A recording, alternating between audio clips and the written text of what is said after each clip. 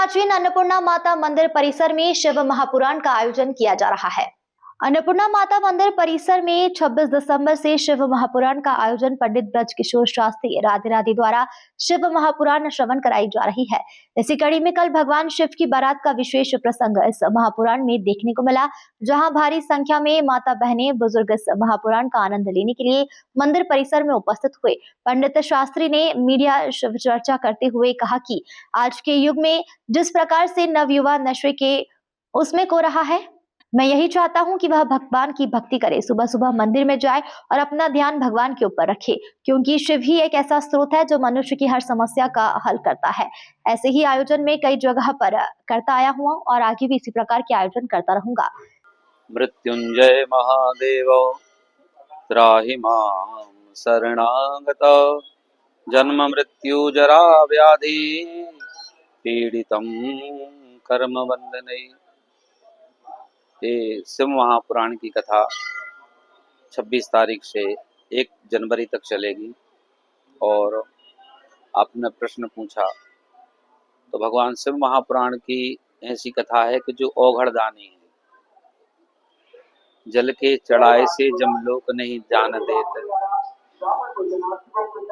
बम बम के कहने से निहाल कर देते। भगवान शिव जी तो ऐसे औघड़दानी है तो बम बम भी कर दो। और यहाँ तक लिखा हुआ है शिव महापुराण में कि यदि कोई कुछ नहीं, जल भी नहीं चढ़ा पा रहा है, दूध भी नहीं चढ़ा पा रहा है, बिल्वपत्र भी नहीं चढ़ा पा रहा है, व्यवस्था नहीं है, तो सिर्फ मंदिर के बाहर जाकर के भाव से भगवान को प्रणाम कर ले तो भी उसका कल्याण हो जाता है।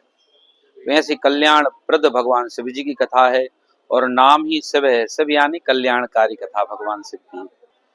ये शिव पार्वती जी का विवाह हुआ है, यानी श्रद्धा और विश्वास। जब तक हमारी श्रद्धा भगवान के प्रति नहीं होगी तब तक यह कार्य सब कुछ संभव नहीं है, क्योंकि बिना श्रद्धा के विश्वास और बिना विश्वास के श्रद्धा अधूरा रह जाता है। तो भगवान माँ पार्वती श्रद्धा का स्वरूप है और भगवान भोले बाबा विश्वास का स्वरूप है। जब श्रद्धा की डोरी विश्वास के हाथ में बांध दी जाती है तो फिर भगवान गणेश जी का जन्म होता है, भगवान कार्तिकेय जी का जन्म होता है, भगवान रिद्धि सिद्धि का जन्म होता है। तो यही सब महापुराण की कथा है जो हमको इस अलौकिक और सहजता में हम सबको प्राप्त हो रही है, जो हमारा कल्याण करने के लिए भगवान शिव महापुराण की कथा है। आज के युवाओं के लिए क्या संदेश देना चाहिए? आज के युवाओं के लिए सबसे बड़ा संदेश यही है कि भगवान से जुड़िए।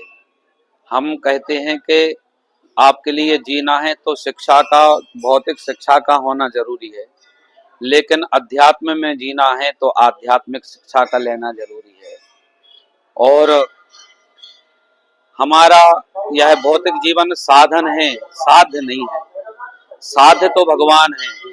आप बड़े से बड़े करोड़पति, अरबपति, खरबपति व्यक्ति को देखेंगे तो संपत्ति है, संपदा है, सत्ता है, पद है, प्रतिष्ठा है, लेकिन शांति उनसे पूछिए शांति है क्या? तो नहीं है।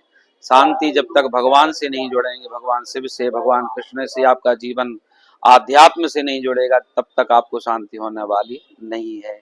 इसलिए हमारे युवाओं से यही निवेदन है कि सब लोग अपने कार्य को तो करें, लेकिन कुछ समय निकाल करके मंदिर में जाएं, दर्शन करें, सत्संग को सुने, तो इससे आपका और आपके परिवार का और जन कल्याण इसी से होगा, क्योंकि युवा ही हमारी आगे की संपत्ति हैं।